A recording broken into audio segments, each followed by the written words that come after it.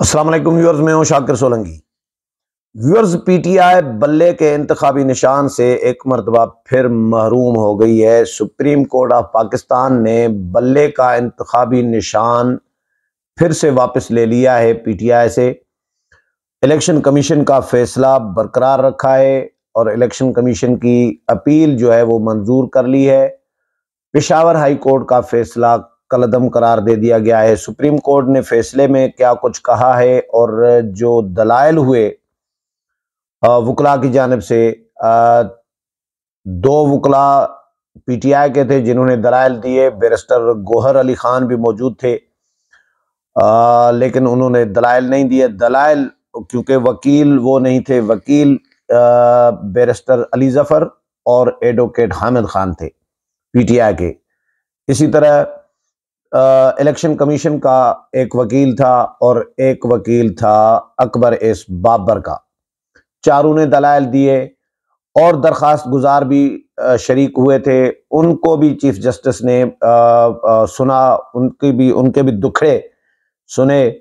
उसके बाद एक 2 घंटे से जायद, तकरीबन कोई 2.5-3 घंटे राउंड अबाउट इस तरह समझे कि मुशावरत की गई।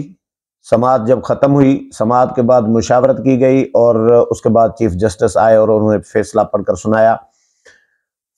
अब पीटीआई आगे क्या करेगी ये भी बताऊंगा कि आगे पीटीआई अब बल्ला तो नहीं है। अब यकीनी तौर पर पीटीआई ने हिकमत अमली तो अपनी तैयार कर ली है कि क्या करना है।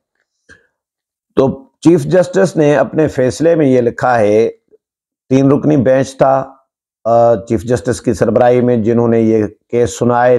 तवील तरीन समाअत हुई है, शायद तारीख की तवील तरीन समाअत हुई। 11:30 बजे, तकरीबन 11:15 और 11:30 के दरमियान रात को फैसला सुनाया है। सुबह तकरीबन 10 बजे शुरू हुई है समाअत और कल भी इसी तरह तवील तरीन समाअत चली थी। लेकिन कल हामिद खान की तैयारी नहीं थी और बैरिस्टर अली जफर भी लाहौर रजिस्ट्री से थे वीडियो लिंक के जरिए। तो बार बार हामिद खान सुप्रीम कोर्ट से, चीफ जस्टिस से दरखास्त करते रहे कि हमें तैयारी के लिए वक्त दिया जाए। ये तो मंडे तक मुलतवी कराना चाह रहे थे, लेकिन चीफ जस्टिस ने कहा कि अगर मंडे तक मुलतवी कराना है 3 दिन केस, तो फिर पेशावर हाई कोर्ट का फैसला मुअत्तल करना पड़ेगा। इसलिए कल तक आप टाइम ले लें, कल तक तैयारी कर लें। तो हामिद खान ने कहा ठीक है। आज जो दलाइल हुए हैं, पहले तो फैसले का मतन बताऊं कि फैसला मुख्तसर दिया गया है, तफसीली फैसला अभी जारी होगा। फैसले में चीफ जस्टिस ने कहा है कि भाई पीटीआई ने एक तो लाहौर हाई कोर्ट से रुजू किया, फिर वहां से फैसला 3 जनवरी को आया सिंगल बेंच का, फिर 5 रुकनी बेंच बना और लार्जर बेंच, वहां पे जेरे इल्तवा था केस। तो पीटीआई चली गई पेशावर हाई कोर्ट में। तो एक अदालत में, यानी एक हाई कोर्ट में जब केस हो तो दूसरी हाई कोर्ट में दरखास्त नहीं दी जा सकती, दूसरी हाई कोर्ट में पिटीशन नहीं की जा सकती उसी मामले पे। एक बात। दूसरी बात, और क्योंकि दूसरी बात यह कि पीटीआई ने दोबारा पार्टी इंतखाबात कराए, इलेक्शन कमीशन के हुक्म पर 20 दिन का टाइम दिया गया और वो दोबारा भी इंतखाबात कराए, लेकिन लाहौर हाई कोर्ट से अपनी पिटीशन वापस नहीं ली। ये भी टेक्निकली पीटीआई ने ये गलतियां की हैं जो फैसले में चीफ जस्टिस ने लिखी हैं कि ये इस तरह मामलात हुए हैं। और दूसरा, इलेक्शन कमीशन ने पीटीआई को 2021 से पहला नोटिस भेजा कि इंट्रा पार्टी इंतखाबात कराएं। फिर इलेक्शन कमीशन ने पीटीआई को कहा कि अगर इंट्रा पार्टी इंतखाबात नहीं कराएंगे तो फिर बल्ले का निशान आपसे छीना जा सकता है, ये नहीं मिल सकेगा, ये भी उनको कहा गया। फिर जून 2022 में का वक्त दिया गया कि इंट्रा पार्टी इंतखाबात कराएं, लेकिन पीटीआई ने इंट्रा पार्टी इंतखाबात नहीं कराए। अब आखिर में इलेक्शन कमीशन ने 20 दिन का वक्त दिया, तो इन्होंने जो इलेक्शन कराए इंट्रा पार्टी, वो शफाफ नहीं थे। वो तो हमने भी देखा था, आपने भी देखा था, मैंने भी देखा था। पेशावर का जो इलाका है, एक छोटा सा गांव है, वहां पे इंतखाबात कराए गए। चंद दर्जन, सैकड़ों भी नहीं थे, चंद दर्जन वकला को इकट्ठे किया गया था। उसमें पार्टी वर्कर नहीं थे, उसमें ओहदेदार नहीं थे, उसमें उम्मीदवार नहीं थे, और आधे पौने घंटे के अंदर ऐसे ही बारिश में सामान अंदर करना होता है जिस तरह, इस तरह इन्होंने इंट्रा पार्टी इंतखाबात करा के नियाजुल्लाह नियाजी साहब से नोटिफिकेशन करा दिया जी इंट्रा पार्टी इंतखाबात हो गए, और रिपोर्ट इलेक्शन कमीशन में सबमिट कर दी। इलेक्शन कमीशन ने कहा कि जी ये शफाफ नहीं हुए इंट्रा पार्टी इंतखाबात।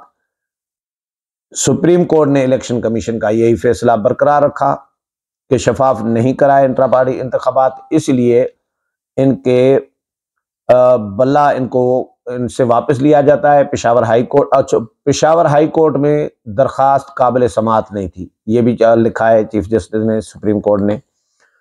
तो इन्होंने एक तो टेक्निकल गलतियां की। आज जो दलाइल हुए हैं उसमें बड़ी इंटरेस्टिंग चीजें ये हुई कि इनका फोकस दो चीजों पे था। एक तो इलेक्शन कमीशन को अख्तियार नहीं है इंट्रा पार्टी इंतखाबात को मॉनिटर करने का या उसका जायजा लेने का। दूसरा, इलेक्शन कमीशन पर इल्जाम यह लगाया गया कि इलेक्शन कमीशन ने बदनीयती पर मबनी फैसला दिया है और पीटीआई के साथ बदनीयती की है। पीटीआई को अलग तरीके से ट्रीट किया जा रहा है, बाकी जमातों को अलग तरीके से ट्रीट किया जा रहा है, जिस पर चीफ जस्टिस ने कहा कि अच्छा जी, अगर ऐसा है तो फिर आपको बदनीयती साबित करनी पड़ेगी। बदनीयती साबित भी नहीं कर पाए। फिर दूसरा इनका फोकस था जी, जो दरखास्त गुजार हैं अकबर एस बाबर, वो हमारे मेंबर नहीं है पार्टी के। चीफ जस्टिस ने कहा कि भाई वो तो बानी मेंबर हैं, और पीटीआई ने ये तस्लीम किया बानी मेंबर थे लेकिन अब नहीं है। तो चीफ जस्टिस ने कहा ये तो साबित हो गया ना, बानी मेंबर हैं, लेकिन अगर थे और निकाला गया है तो फिर कोई लेटर दिखाएं, कोई इनको नोटिस किया हो आपने, कोई लेटर लिखा हो, आपने इनकी मेंबरशिप खत्म कर दी हो, डिसमिस कर दी हो, पार्टी से फारिग किया हो, कोई डॉक्यूमेंट, कोई दस्तावेज दिखा दे। वो भी नहीं दिखाया। और चीफ जस्टिस ने जो रिमार्क्स दिए, बड़े सख्त किस्म के रिमार्क्स थे। पीटीआई को कहा कि एक बात तो समझाएं, आप एक तरफ जो आम इंतखाबात हैं 8 फरवरी को जो होने हैं, उसमें अपने लिए लेवल प्लेइंग फील्ड मांग रहे हो कि जी हमें लेवल प्लेइंग फील्ड नहीं मिल रहा, हमें दिया जाए। तो हमने आपकी समाअत दरखास्त सुनी कि सुना, हमने इलेक्शन कमीशन को हिदायत भी जारी की, इलेक्शन कमीशन ने खतूत भी लिखे इंतजामिया को, तमाम सूबों को। लेकिन आप एक तरफ अपनी पार्टी के लिए लेवल प्लेइंग फील्ड मांग रहे हो, तो दूसरी तरफ अपनी पार्टी के अंदर अपने बंदों को, अपने मेंबरान को लेवल प्लेइंग फील्ड दे नहीं रहे। यह भी टेक्निकल लॉजिक वाला सवाल था। और दूसरा, आप बाहर जमहूरियत मांग रहे हो लेकिन आप पार्टी के अंदर जमहूरियत नहीं चाहते। घर के अंदर जमहूरियत नहीं चाहिए, बाहर जमहूरियत हमें चाहिए। तो ये जमहूरी हक है ना अकबर एस बाबर का, या 14 और दरखास्त गुजार है। 14 दरखास्तें गई थी इलेक्शन कमीशन में पीटीआई के ही लोगों की कि जी हमें इलेक्शन में हिस्सा लेना था, इन्होंने नहीं लेने दिया। कहीं कोई पोलिंग कायम नहीं हुई, कहीं कोई उम्मीदवारों ने कागजात फॉर्म फिल नहीं किए, कोई एक ही इलेक्शन कमीशन बनाया गया, एक ही फर्द पर मुश्तमिल नियाजुल्लाह नियाजी साहब पर। इलेक्शन कमीशन ने कहा कि जी इंट्रा पार्टी इलेक्शन, तो ये पीटीआई के वकील ने दलाइल में कहा कि जी election commission intra party election को तो मान रहा है कि हुए हैं, लेकिन वो कहता है कि जो तैनाती हुई है नियाजुल्लाह नियाजी साहब की, चीफ इलेक्शन कमिश्नर की, वो ठीक नहीं हुई। इस बुनियाद पर मुअत्तल कर कलअदम करार दिए हैं इंतखाबात। तो बहुत सारे और दलाइल हुए। चीफ जस्टिस ने, बाकी मुअज़्ज़िज़ जजेस ने सवालात भी किए। चीफ जस्टिस, अच्छा, इसमें चीफ जस्टिस ने यह भी कहा कि जी अगर आप 326 लोगों को जनरल इलेक्शन में 8 फरवरी को इसी तरह ही इंतखाबात करा के मुंतखब करके लाएंगे तो मैं नहीं मानूंगा इस बात को कि ये इंतखाबात हुए, मैं इस बात को नहीं मानूंगा। और जब बैरिस्टर अली जफर ने कहा कि जी इलेक्शन कमीशन को ये अख्तियार नहीं है जायज़ा लेने का। तो चीफ जस्टिस ने पूछा कि इलेक्शन कमीशन को फंडिंग की ऑडिट करने का या जायज़ा लेने का अख्तियार नहीं है। उन्होंने कहा कि जी ये अलग मामला है, फंडिंग की स्क्रूटनी करने का तो अख्तियार है, वो आइन के तहत नहीं पर लेकिन कानून के तहत इलेक्शन कमीशन के पास ये अख्तियार है। अच्छा जी, इसके अलावा जी बड़ी तवील समाअत थी और मैंने 2 प्रोग्राम इस पे समाअत के दौरान किए थे। एक बैरिस्टर गोहर अली खान के घर पर हमले का और दूसरा समाअत का दोपहर तक का हाल अहवाल दिया था।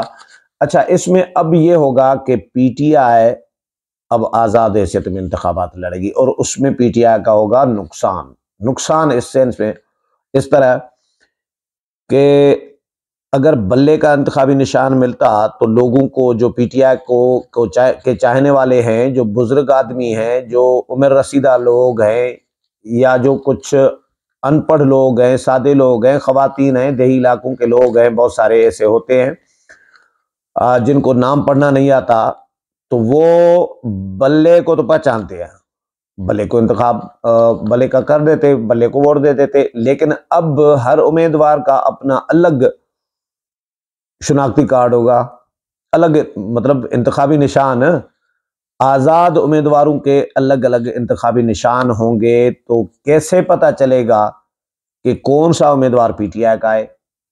कल मैं लिस्ट मैंने निकाली पीटीआई की जो जारी की है उम्मीदवारों की, पूरे मुल्क की मुख्तलिफ सूबों की और मरकज़ की। मैंने सिंध के सारे नाम देख लिए कि मैंने कहा कि कोई बड़ा नाम हो, कोई मशहूर नाम हो जो मैंने भी सुना हो।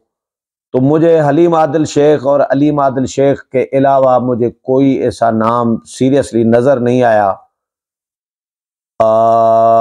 जो मैं कहूँ कहाँ ये मैंने, हाँ, या जो अपोजिशन लीडर रहा है वो जो कराची वाला जो पहले शायद एमकेएम में था, पीटीआई में अपोजिशन लीडर था, इनके अलावा कोई नाम नहीं था। जब मैं सिंध से तल्लुक़ रखता हूँ, मीडिया में काम कर रहा हूँ, तो कोई ऐसा नाम नहीं था जो मैंने टीवी पे कभी देखा हो, सुना हो, नाम उसका, बयान उसका या अखबार में कहीं।